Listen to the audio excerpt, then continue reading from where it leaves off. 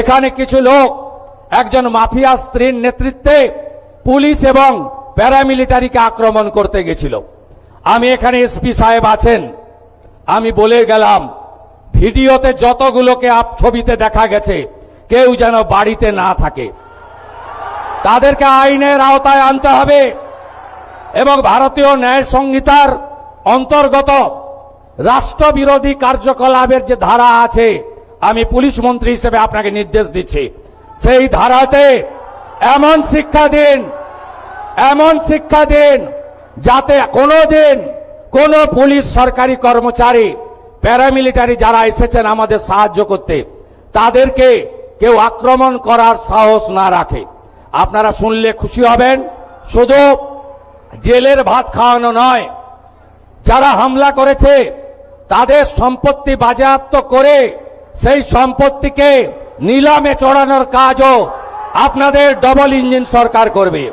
আইন হাতে তুলে নেবেন না, এ সরকার ছাড়বে না, এ সরকার কাউকে ছাড়বে না।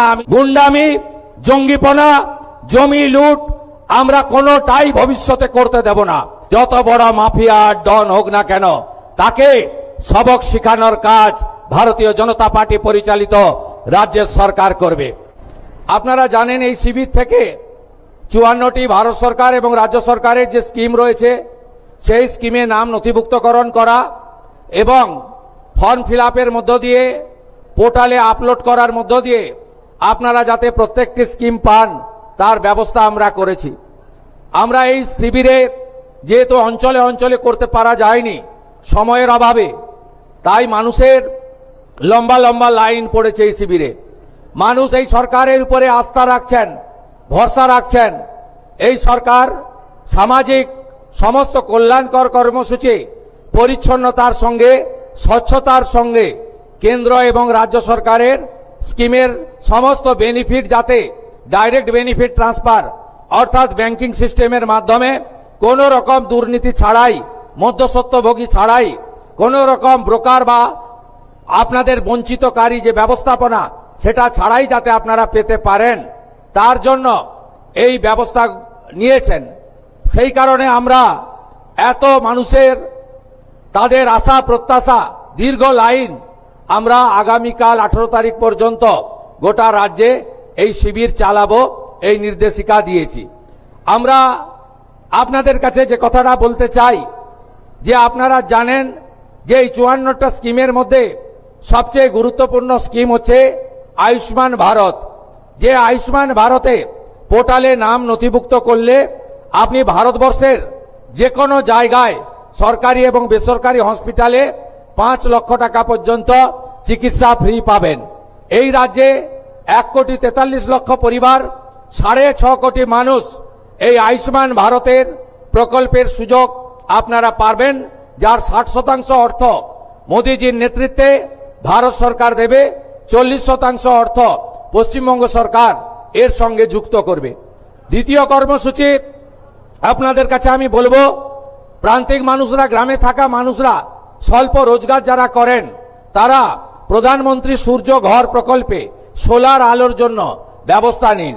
100 ইউনিটের জন্য 30,000 টাকা, 200 ইউনিটের জন্য 60,000 টাকা, 300 ইউনিটের জন্য 78,000 টাকা প্রধানমন্ত্রী সূর্য ঘরে আপনারা সাবসিডি বা ভর্তুকি পাবেন। এর ফলে আপনাকে ইলেকট্রিকের বিল দিতে হবে না। এটারও সুযোগ আপনারা এই জনকল্যাণ শিবির থেকে নাম নথিভুক্তকরণের মধ্য দিয়ে গ্রহণ করুন। তৃতীয় সেটি হলো আমাদের অন্নপূর্ণা যোজনা। আপনারা জানেন যে কেন আমরা ফর্ম ছাপিয়ে ভেরিফিকেশন করে আমরা উপযুক্ত প্রাপকদেরকে চিহ্নিত করছি। কারণ বিগত সরকারের যে লক্ষ্মী ভান্ডার প্রকল্প, এই প্রকল্পে ব্যাপক দুর্নীতি হয়েছে। মুর্শিদাবাদ জেলার জঙ্গিপুর ব্লকে সেখানে প্রায় 4-4.5 হাজার পুরুষরা লক্ষ্মীর ভান্ডারের টাকা তুলে নিয়ে চলে গেছে। কৃষ্ণনগর 2 নম্বর ব্লকে নদিয়া জেলায় একটা অঞ্চলে 173 জন পুরুষ লক্ষ্মীর ভান্ডারের টাকা তুলেছে। আমাদের মঞ্চে ডিজিপি আছেন, তিনি তার পুলিশ সিআইডি তদন্ত করছে। একটা বড় র্যাকেট আমাদের মা বোন দিদিদের হকের অর্থ, সরকারি অর্থ লুট করেছে। তাই আমরা পরিচ্ছন্নতার সঙ্গে ফর্ম ফিল আপের মাধ্যমে আমরা আপনাদের দিতে চাই। আমরা দিতে চাই তাদের যারা সরকার বা সরকার পোষিত বা প্রাইভেট স্কুল যেখানে সরকার অনুমোদিত সেই স্কুলে আপনাদের বাচ্চাদেরকে পড়াশোনা আপনারা করান। সেক্ষেত্রে বেসরকারি প্রাইভেট স্কুলেও আমরা দেব যারা কেন্দ্রীয় বা রাজ্য বোর্ডের অনুমোদন পেয়েছে। কিন্তু আমরা এমন কোন জায়গায় দেব না যেখানে ধর্মীয় শিক্ষা দেওয়া হয়, যেখানে ভারত বিরোধী কথা শেখানো হয়। সেখানে যারা পড়াশোনা করেন তাদের পড়াশোনাটা আমাদের মূল স্ট্রিম এডুকেশন, মূল ধারার শিক্ষার মধ্যে পড়ে না, আমরা তাদেরকে দেব না। যারা ভারত সরকারের, রাজ্য সরকারের বিভিন্ন ভ্যাকসিনেশন কর্মসূচিতে অংশগ্রহণ করেন না, ভ্যাকসিনেশন যখন হয় বলে এই টিকা আমার বাচ্চাকে লাগাবো না, এটা জন্ম নিয়ন্ত্রণের টিকা, তাই আমরা তাদেরকেও দেব না। তাই আপনারা সহযোগিতা করুন। ইতিমধ্যে জুন মাসে 3 তারিখে 28 লক্ষ মা বোন দিদির অ্যাকাউন্টে 3000 টাকা করে ঢুকে গেছে। এখন অবধি 1,05,00,000 আমাদের মা বোন দিদি তারা এই অন্নপূর্ণা যোজনায় নাম নথিভুক্ত করেছেন। তাদের ভেরিফিকেশন কমপ্লিট করে আমরা পোর্টালে আপলোড করে দিয়েছি এবং এরা আগামী 1 জুলাই তারা এই জুন মাসের 3000 করে টাকা অ্যাকাউন্টেও পেয়ে যাবেন, ঢুকে যাবে। এতটুকু চিন্তা করবেন না।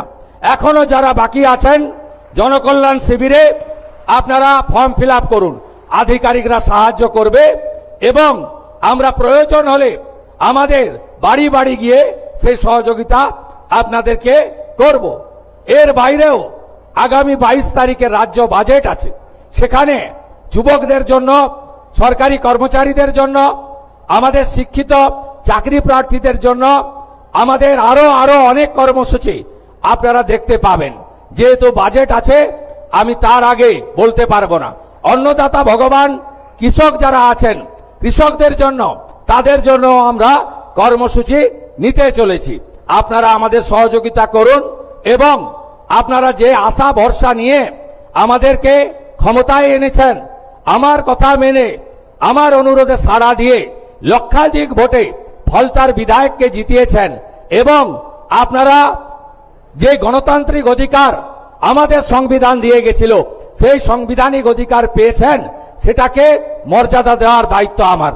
আমি এসে আগেই বলেছিলাম, মুখ্যমন্ত্রী হওয়ার পরে আমি রাজনৈতিক কর্মসূচিতে 2 বার ফলদা এসেছি, আজকে সরকারি কর্মসূচিতে এসেছি। সেদিনে আমি বলে গেছিলাম ফলতা আদর্শ বিধানসভা হিসেবে, মডেল অ্যাসেম্বলি হিসেবে আমরা গড়ে তুলব। ফলতাতে এসি জেটে আমাদের এখানে আপনাদের সম্প্রসারণ, শিল্প তালুক গড়া, বন্দর ভিত্তিক অনেক প্রোগ্রাম আমরা নিচ্ছি। এর বাইরে ফলতা গ্রামীণ হসপিটাল তাকে 100 বেডে উন্নীতকরণ করার সিদ্ধান্ত হয়েছে। প্রয়োজনীয় ডাক্তার, প্রধানমন্ত্রী জনঔষধি কেন্দ্র এবং আধুনিক চিকিৎসা সামগ্রী ফলতা হসপিটাল থেকে ফলতার গণদেবতা জনতা জনার্দন পাবেন। ফলতার বিডিও মহোদয় রয়েছেন, ডায়মন্ড হারবারের এসডিও রয়েছেন, তারা অবিলম্বে জায়গা চিহ্নিত করে ডিপিআর বানিয়ে জেলা শাসকের মাধ্যমে আমাদের সচিবালয়ে পাঠাবেন। ফলতাতে আমরা একটি মহিলা কলেজ এবং একটি ফায়ার ব্রিগেড স্টেশন এখানে অনুমোদন দিচ্ছি। এর বাইরেও আমরা ফলতা থানাকে শক্তিশালী করা এবং ফলতা থানায় মহিলাদের জন্য আলাদা হেল্প ডেস্ক তৈরি করে এখানে আরো মহিলা অফিসারদেরকে আমরা নিয়োগ করব।